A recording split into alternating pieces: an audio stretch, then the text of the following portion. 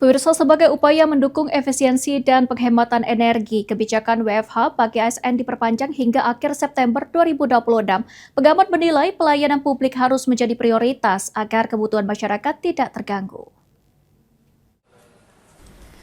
Kebijakan work from home bagi ASN yang diperpanjang hingga akhir September 2026 bertujuan mengubah budaya kerja sekaligus mendukung efisiensi dan penghematan energi khususnya BBM. Menurut pengamat kebijakan publik Taufik Akhyar mengatakan, dengan adanya perpanjangan kebijakan WFH, pemerintah daerah harus melakukan berbagai inovasi terhadap pelayanan hingga pengawasan terhadap kinerja ASN, agar pelayanan publik dapat berjalan secara maksimal dan adil kepada masyarakat.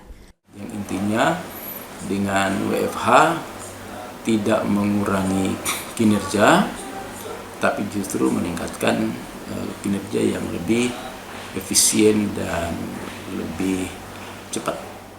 Selain itu, dengan adanya program digitalisasi, kinerja ASN pada saat menerapkan kebijakan WFH harus diperhatikan agar dapat bertanggung jawab terhadap tugas dan fungsi sebagai ASN.